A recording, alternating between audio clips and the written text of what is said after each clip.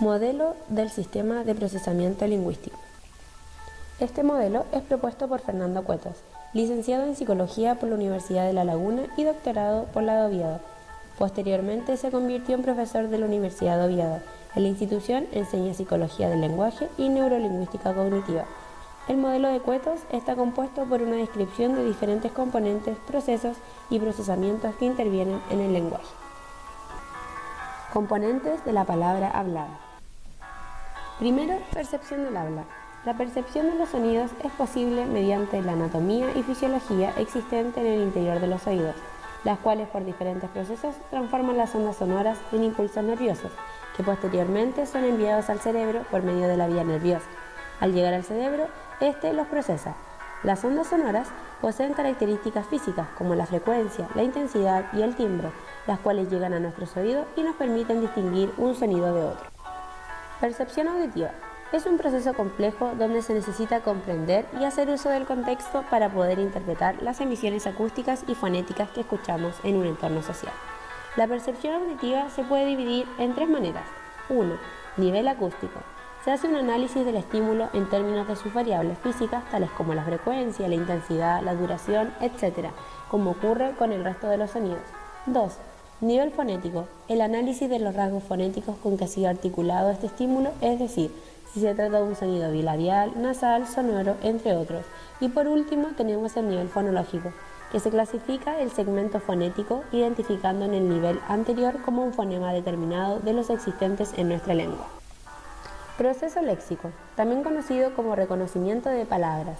Este está encargado de atribuir un significado a esa secuencia de sonidos.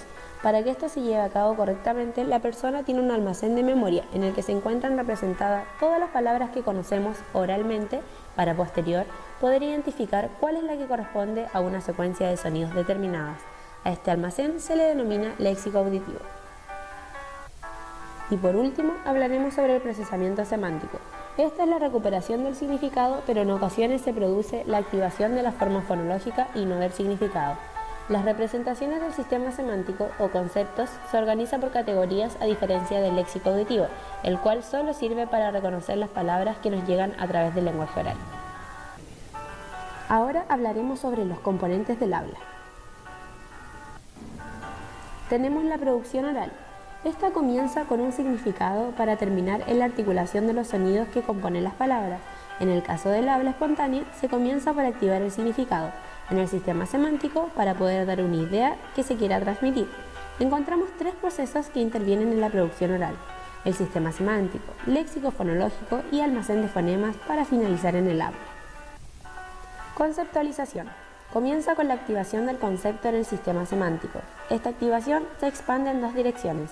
La primera a otros conceptos relacionados dentro del sistema semántico y la segunda hacia el léxico fonológico y las representaciones. Lexicalización. La forma verbal de los conceptos se encuentra representada en lo que llamamos léxico fonológico.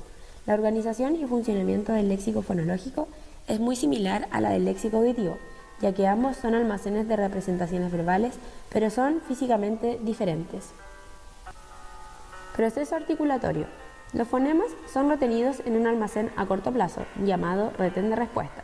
Mientras se preparan las órdenes articulatorias que posibilitan emisión del habla, la persona realizará una tarea como lectura en voz alta, repetición, entre otras. Los fonemas tienen que esperar un breve tiempo para que puedan ser articulados de una manera ordenada. Luego entran en funcionamiento los procesos motores, los órganos del aparato fonador, como los que sabemos: laringe, lengua, labios, etc. La repetición. La repetición de una palabra se divide en varios segmentos.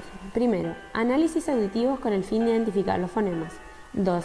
Activación de la representación de la palabra en el léxico auditivo y del correspondiente significado en el sistema semántico. 3. Activación de la forma fonológica en el léxico fonológico. 4. Activación de los fonemas que componen esa palabra y articulación de los mismos. Para aclarar mejor este tema, nosotros elegimos la afasia nómica. Existen diferentes perspectivas. Para algunos es un trastorno que afecta la capacidad para utilizar el lenguaje, mientras que para otros la afasia es más bien un déficit que se presenta en la comunicación verbal. En ambos casos, la presencia de la afasia se debe a un daño cerebral. La afasia anómica es una pérdida adquirida del lenguaje y se caracteriza por la dificultad para hallar las palabras adecuadas al momento de emitir un enunciado. En pacientes que poseen afasia anómica, la fluidez, comprensión y repetición no presentarán alteraciones, pero la nominación de elementos se verá altamente afectada. Cuetos, en conjunto con dos autores más, describen la anomia como la dificultad para recuperar las palabras que un sujeto pretende utilizar durante su discurso, sea este oral o escrito. Se recalca que estas complicaciones no se deben a deficiencias motoras. Generalmente es posible de localizar la zona dañada, pero tradicionalmente se dice que esta afasia es el resultado de lesiones que afectan el giro angular. Cuando una afasia está compuesta por la anomia, puede observarse al menos 3 niveles de la producción oral escrita de las palabras que se verá afectada. Número 1. Anomía semántica. En este tipo de anomia, el paciente se le dificulta activar las representaciones conceptuales o significados. Cuando un paciente presenta una anomia semántica, se podrá observar una comprensión alterada. Esto se debe a que existen conflictos al llevar a cabo el proceso léxico, es decir, atribuirle un significado correcto a una palabra. Lo anterior afecta las modalidades del lenguaje oral y escrito. Por otro lado, tenemos la anomia pura. En esta anomia los pacientes no presentan dificultad para entender los conceptos. Por ello, su procesamiento semántico se encuentra en un buen estado. Es decir, este tipo de paciente no tiene complicaciones al recuperar el significado de una palabra, pero presentan problemas para encontrar la palabra correspondiente a la representación conceptual que tienen en sus mentes al momento de emitir un mensaje. Por último, tenemos la anomia fonológica. En este subtipo de anomia, el paciente presenta dificultades para recuperar los fonemas. Es por ello que los errores que se podrán observar en estos pacientes son de sustitución, omisión y adición de fonema durante el habla en otros fallos. Estos pacientes no presentan problemas durante el proceso léxico, ni el procesamiento semántico. Los pacientes que presentan afasia anómica generalmente recurren a circunloquios para rellenar y a la vez tratar de activar los mecanismos detrás de la nominación.